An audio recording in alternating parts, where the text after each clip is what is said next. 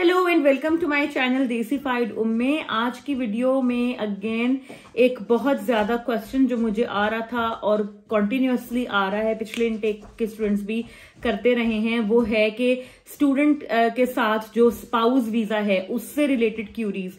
तो मैंने सोचा कि अब क्योंकि जनवरी इनटेक वाले स्टूडेंट्स जो हैं वो उस स्टेज पर हैं जहां पर अब उन्होंने अपने वीजाज वगैरह अप्लाई करने हैं, इस वक्त वो एडमिशंस अप्लाई कर रहे हैं, तो ये वीडियो आप लोगों को बहुत बेनिफिट करेगा। और इसमें मैं तमाम क्यूरीज जो मुझसे आज तक पूछी जाती रही हैं स्पाउस वीजा के हवाले से, उन सबको मैं आपको डिटेल में आंसर कर दूंगी।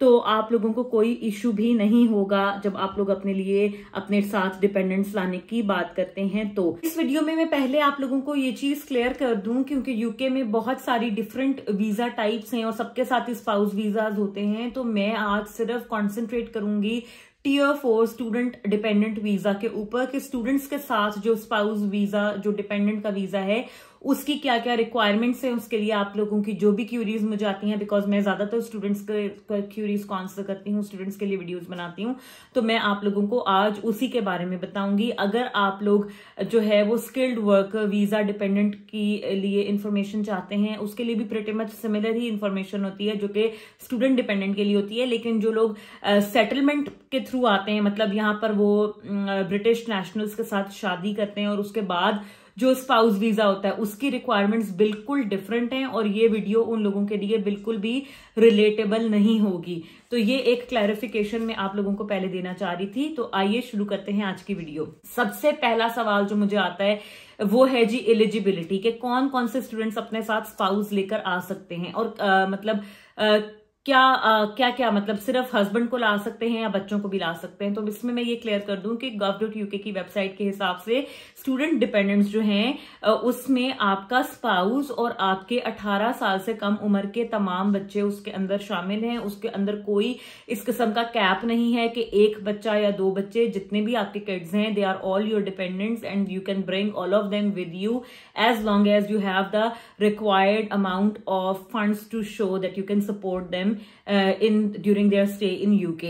एलिजिबिलिटी ये है कि तमाम वो स्टूडेंट्स जो मास्टर्स की डिग्री प्रोग्राम के लिए आ रहे हैं वो और तमाम वो लोग के जिनका डिग्री प्रोग्राम जो है वो 1 साल से ज्यादा अरसे का है, वो लोग अपने स्पाउस को साथ लेकर आ सकते हैं, मास्टर्स और मास्टर्स लेवल से ऊपर के स्टूडेंट्स। ठीक है, तो आप लोग तमाम लोग अपने साथ अपने स्पाउस को लेकर आ सकते हैं। नेक्स्ट क्वेश्चन जो बहुत ज्यादा दफा पूछा जाता है वो है कि डिपेंडेंट वीजा के लिए आइल्स की क्या रिक्वायरमेंट है, इंग्लिश लैंग्वेज के जो सर्टिफिकेट है उसकी रिक्वायरमेंट क्या है। तो आप लोगों के लिए गुड न्यूज ये है कि आपके स्पाउस को किसी भी किस्म का आइल्स या कोई भी इंग्लिश लैंग्वेज का टेस्ट नहीं देना, वो आपके लिए रिक्वायर्ड नहीं है जब आप tier 4 student visa dependent visa के लिए अप्लाई करते हैं।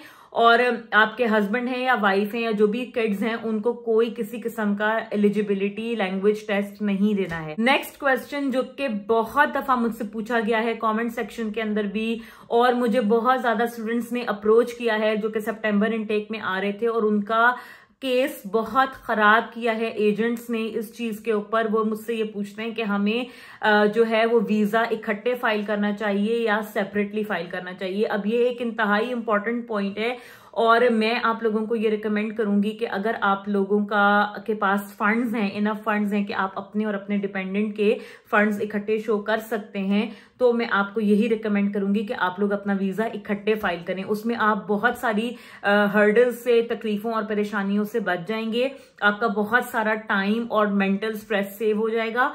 और एजेंट्स जो हैं वो आपको यूजुअली यही कहते हैं कि जी आप एक एक करके वीजा अप्लाई करें, आपका वीजा नहीं आएगा, एम्बेसी वीजा नहीं देती, जबकि ऐसी कोई बात नहीं है। इंक्लूडिंग माई सेल्फ, बहुत सारी ऐसी एग्जाम्पल्स हैं आपके पास जहां पर स्टूडेंट्स ने अपने स्पाउस और किड्स के साथ वीजा अप्लाई किया है और उनको साथ में वीजा मिला है। तो ऐसा कुछ भी नहीं होता, बल्कि आप बहुत सारी चीजों से बच जाते हैं। आपका स्पाउस जो है वो बहुत सारी चीजों को फेस करने से बच जाता है, जैसे कि tough immigration interviews, tough immigration questions at the airport, ठीक है। जब आपका स्पाउस अकेला ट्रैवल करता है तो उनको ये सब चीजों के साथ उनको एक्सपीरियंस ये सब चीजें करनी पड़ती हैं। तो मैं आपको यही रिकमेंड करूंगी based on my own personal experience कि आप इकट्ठे वीजा फाइल करें तो आपके लिए बहुत ज्यादा फायदा रहेगा। नेक्स्ट क्वेश्चन जो बहुत रेलिवेंट है और बहुत सारे लोग पूछते हैं वो ये कि बच्चों की स्कूलिंग का क्या होगा, बच्चे छोटे हैं, स्कूल गोइंग एज के नहीं हैं, तो उनका क्या करेंगे। हमने तो पढ़ाई करनी है, एक स्पाउस ने यूनिवर्सिटी जाना है, एक ने काम पे जाना है,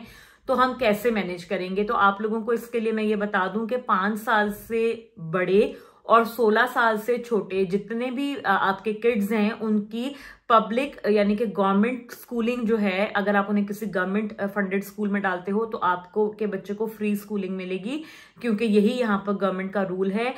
और आपको डिस्पाइट द फैक्ट कि आपका वीजा स्टेटस क्या है, आप स्टूडेंट हो, स्किल्ड वर्कर वीजा पे हो, कुछ भी हो, आपके किड्स को फ्री एजुकेशन, क्वालिटी एजुकेशन यहाँ पर मिलती है। और तमाम वो पेरेंट्स जो कि वरिड होते हैं कि हमारा बच्चा अभी 5 साल से छोटा है, 1 साल 2 साल का है, तो उसका हम क्या करेंगे। तो यहाँ पर बहुत सारी नर्सरीज हैं, इवन आपकी अपनी यूनिवर्सिटीज के अंदर भी प्रेमिसेस के अंदर या आसपास बहुत सारी चाइल्ड नर्सरीज होती हैं। 5 साल से छोटे बच्चे जो हैं वो नर्सरीज में जाते हैं और आपको उसका अनफॉर्चुनेटली पे करना पड़ता है, जो कि बहुत ज्यादा अमाउंट होती है। That's anywhere between 20 to 25 pounds per session, which makes it 40 to 45 pounds per day। तो आपको इतना पे करना पड़ता है बच्चे को नर्सरी भेजने के लिए। लेकिन उसमें भी एक आपको बेनिफिट है, वो ये कि जब आपका बच्चा 3 साल की उम्र को पहुंच जाता है तो 3 साल की उम्र से लेकर 5 साल की उम्र तक के नर्सरी गोइंग बच्चों को गवर्नमेंट स्कॉटलैंड में, I don't know clearly about the England rules, वो भी मैं आपके साथ शेयर कर दूंगी, बट स्कॉटलैंड के अंदर गवर्नमेंट जो है वो 3, 4 और 5 साल के बच्चों को 30 आवर्स पर वीक नर्सरी के फ्री देती है। दैट मीन्स कि आप अपने बच्चों को 3 complete full days nursery free of cost भेज सकते हैं, गवर्नमेंट उसका पे करती है, which is very very nice. और बहुत सारे पेरेंट्स को उसके साथ हेल्प आउट हो जाता है और आपको इतना बर्डन नहीं पड़ता नर्सरी की फीस का। नेक्स्ट क्वेश्चन जो बहुत ज्यादा मुझे आता है वो ये आता है कि हम जो अगर डिपेंडेंट वीजा पर आते हैं तो हमारे ऊपर काम की क्या रिस्ट्रिक्शन है, हम काम कर सकते हैं, नहीं कर सकते हैं, किस टाइप के हम जॉब्स कर सकते हैं। तो आपके ऊपर तो कोई रिस्ट्रिक्शन है ही नहीं, बल्कि मैं कहती हूँ कि स्पाउस को साथ लेकर आए अगर आपका स्पाउस है, क्योंकि आपको जितना फायदा, जितनी फाइनेंशियल सपोर्ट अपने स्पाउस को साथ लाने से मिलेगी अपने स्टडी टाइम पीरियड में, उतना आपको अदरवाइज नहीं मिलेगा। और ये एक सबसे बड़ा बेनिफिट है उन तमाम स्टूडेंट्स के लिए जो मैरिड हैं, जिनके साथ स्पाउस हैं, कि वो अपने स्पाउस को जरूर साथ लेकर आए, बिकॉज आपके ऊपर तो एज अ स्टूडेंट पाबंदी है 20 घंटे पर वीक से ज्यादा आप काम नहीं कर सकते हैं।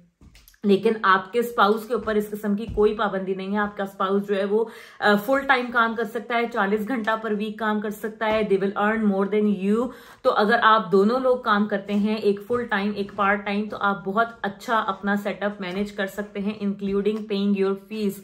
तो वो तमाम स्टूडेंट्स जो मुझे देख रहे हैं और जो जनवरी इनटेक में आना चाहते हैं, bring your spouse with you, और आपको बहुत ज्यादा सपोर्ट हो जाएगी, फाइनेंशियली भी और वैसे भी इमोशनली, पर्सनली भी आपके लिए अच्छा है अगर आपकी फैमिली आपके साथ हो। अगला सवाल बहुत रेलिवेंट और बहुत सब, अभी तो बहुत ज्यादा स्टूडेंट्स को क्योंकि डिफिकल्टी हो रही है घर वगैरह लेने में, अकोमोडेशन अरेंज करने में, तो मुझे बहुत आजकल एक क्यूरीज आ रही है कि हमारे साथ डिपेंडेंट है, फैमिली है, बच्चे हैं, हमें किस किस्म की अकोमोडेशन लेनी चाहिए। क्या हम यूनिवर्सिटी अकोमोडेशन के लिए बात कर सकते हैं या हमें क्या करना चाहिए। तो देखें, कुछ यूनिवर्सिटीज ऐसी हैं लंदन साइड पर, इंग्लैंड साइड पर, और आई एम श्योर स्कॉटलैंड में भी होंगी, जिनके पास जो यूनिवर्सिटी की अकोमोडेशन होती है उन्होंने कुछ रिजर्व्ड नंबर ऑफ स्पेसेस रखे होते हैं ऐसे इंटरनेशनल या ऐसे स्टूडेंट्स के लिए जिनके साथ फैमिली और किड्स हैं।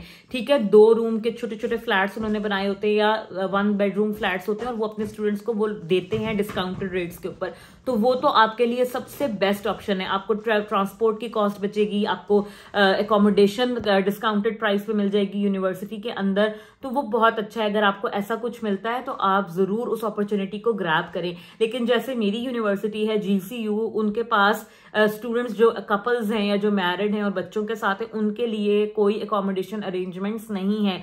तो जब ऐसा कोई सिचुएशन हो तो मैं आपको यही प्रेफर करूंगी कि आप प्राइवेट एकोमोडेशन लें, अपने ओन पर आप एकोमोडेशन ढूंढें प्राइवेटली, किसी जानने वाले के थ्रू, अपने बहुत सारे लोगों के रिलेटिव्स वगैरह होते हैं, उनके थ्रू आप बात करके पहले से अपने लिए एकोमोडेशन अरेंज कर सकते हैं और उसका आपको फायदा है, बिकॉज एक प्रिवेसी होती है बंदे की, और आप शेयर्ड वगैरह में मत जाएं अगर आप उस चीज को हैंडल नहीं कर सकते।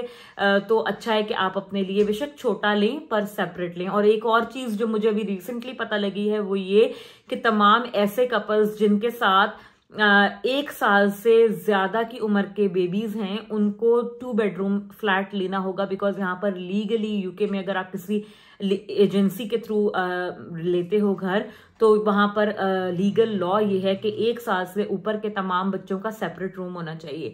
तो ये बात भी अभी मुझे रिसेंटली पता लगी है, तो मैंने सोचा मैं आप लोगों के साथ इसे शेयर कर देती हूँ।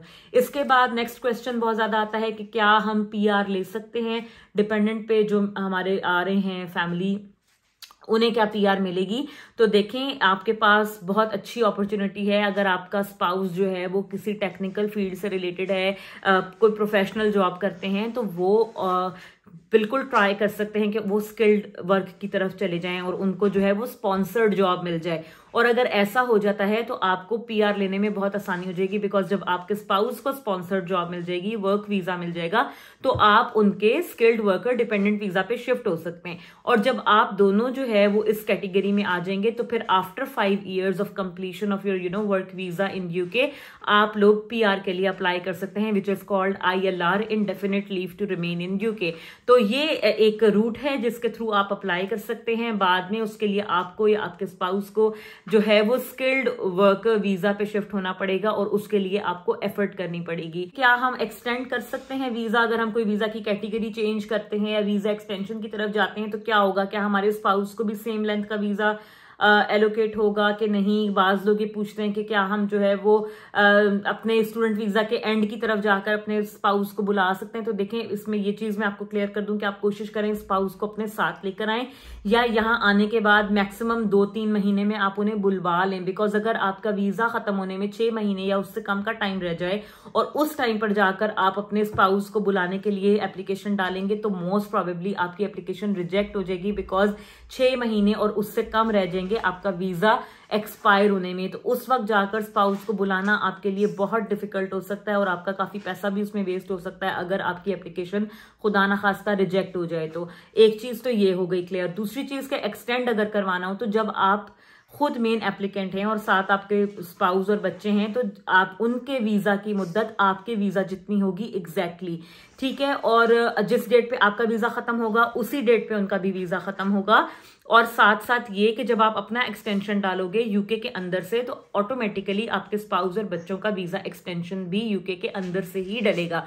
दूसरी चीज, बहुत सारी लड़कियां मुझसे पूछती हैं कि if we have a baby in UK तो उसका क्या प्रोसेस है। तो उसका भी सेम प्रोसेस है कि जब आपका बेबी हो जाए तो आपने बेबी होने के बाद 3 months के अंदर अंदर आपने अपना बेबी का वीजा अप्लाई करना होता है। उसका सारा प्रोसेस आपने करना है, पासपोर्ट आप बनवाएंगे, बर्थ सर्टिफिकेट आपको मिल जाएगा, and then you have to apply for their visa, ठीक है। तो उनको आपका डिपेंडेंट का स्टेटस मिलेगा और सेम टू सेम जिस डेट पे आपका वीजा एंड हो रहा है उसी डेट पे उनका भी वीजा एंड हो जाएगा। तो ये तो थी वीजा से रिलेटेड तमाम क्यूरीज। और अब सबसे आखिर में सबसे इंपॉर्टेंट चीज, और वो ये कि इमिग्रेशन क्वेश्चंस क्या होते हैं एयरपोर्ट पर जब हमारे स्पाउस हमारे आते हैं। तो देखें, इसमें अगेन जो मैं पहले आपको एक्सप्लेन कर चुकी हूं कि अगर आप और आपका स्पाउस इकट्ठे ट्रेवल करते हैं तो फिर तो कोई मसला ही नहीं है, बिकॉज आप being the main applicant lead कर रहे होगे और आप तमाम को क्यूरीज को आंसर करोगे और इतने ज्यादा सवाल आपके स्पाउस से नहीं होते। वो ज्यादा से ज्यादा नाम उनका पूछ लेंगे कि वो यूके में साथ क्यों आए हैं, दैट्स इट। लेकिन जब आपका स्पाउस अलग से बाद में ट्रेवल करेगा तो पॉसिबिलिटी है कि वो उनको बहुत अच्छे तरीके से ग्रिल करेंगे और बहुत ज्यादा क्वेश्चनिंग होती है, बिकॉज इसका मुझे फर्स्ट हैंड एक्सपीरियंस है। My husband once travelled without me back to UK और उनसे बहुत ज्यादा क्वेश्चनिंग की गई थी। तो उसमें जो सवाल हैं वो भी मैं आपको बता देती हूँ, कुछ अपने पर्सनल एक्सपीरियंस से, कुछ इर्द गिर्द लोगों से जो शेयर करते हैं उनके से हमें जो चीजें हैं आइडिया, उसमें वो उनसे उनका नाम पूछ सकते हैं, एज पूछ सकते हैं, ठीक है। उसके बाद वो आपके बारे में सवाल कर सकते हैं, आपका नाम, आप किस यूनिवर्सिटी में जाते हैं, एड्रेस यूके में क्या है, आपका यूके का फोन नंबर क्या है, आप कौन सा कोर्स पढ़ रहे हैं, आपका कोर्स कब शुरू हो रहा है, कब खत्म हो रहा है, तमाम वो डिटेल्स, ठीक है, यूनिवर्सिटी का नाम, एड्रेस, घर का एड्रेस, ये सब चीजें। और उसके बाद वो आपकी मैरिज को क्वेश्चन कर सकते हैं मोस्ट प्रोबेबली, ठीक है। बहुत सारे केसेस में ऐसा होता है, वो आपसे पूछेंगे कि आप यूके में अब क्यों आए हैं, आपने अपने स्पाउस के साथ ट्रेवल क्यों नहीं किया, आपकी शादी कब हुई थी, शादी को कितना अरसा हो गया है, आप लोग कहाँ इकट्ठे रहते थे, अपना होम कंट्री का एड्रेस बताएं। सबसे ज्यादा इंपॉर्टेंट इसमें होता है मैरिज डेट। वो आपके स्पाउस से पूछ सकते हैं कि आपकी शादी किस दिन हुई थी। तो ये बाज दफा बहुत कंफ्यूजिंग हो जाता है, स्पेशली मेल स्पाउस के लिए। तो आप लोगों को ये तमाम चीजें अच्छे तरीके से जबानी याद होनी चाहिए। उस वक्त आप जो है वो सोच नहीं सकते, बिकॉज यहाँ पर गोरे जो हैं, जो यहाँ का सिस्टम है, वो इन चीजों को बहुत इंपॉर्टेंस देते हैं। हमारे यहाँ इतना नहीं समझा जाता एनिवर्सरीज वगैरह, बट यहाँ पर इन चीजों की बहुत वैल्यू है। और स्पाउस को ये चीजें ऐसे याद होनी चाहिए, बिकॉज वो इस चीज को बहुत स्ट्रेंजली देखते हैं कि आपको इन चीजों का नहीं पता कि आपकी एनिवर्सरी कब है, आपकी शादी किस दिन हुई थी, ये तमाम चीजें। तो इस टाइप की क्वेश्चनिंग वो आपसे कर सकते हैं, मैरिज रिलेटेड, स्पाउस रिलेटेड, ठीक है, आपकी अपनी सेल्फ से रिलेटेड, और ये कि आपने साथ ट्रेवल क्यों नहीं किया और अब आप क्यों आए हैं, ठीक है जी। तो ये तमाम क्यूरीज थी स्पाउस डिपेंडेंट वीजा से रिलेटेड, जो मुझे वक्तन फवक्तन आती रहती हैं। आई kept a check on all of that. I just thought to make a whole video on it and answer all of your queries at once. I hope कि इससे आप लोगों को हेल्प मिली होगी। और अब जो स्टूडेंट्स जनवरी इनटेक के लिए अप्लाई कर रहे हैं, they should consider bringing their spouse with them if you have one. So stay tuned, take very good care of yourself, give this video a thumbs up, keep subscribing my channel, keep liking my content, and I will see you guys in another video. Bye bye.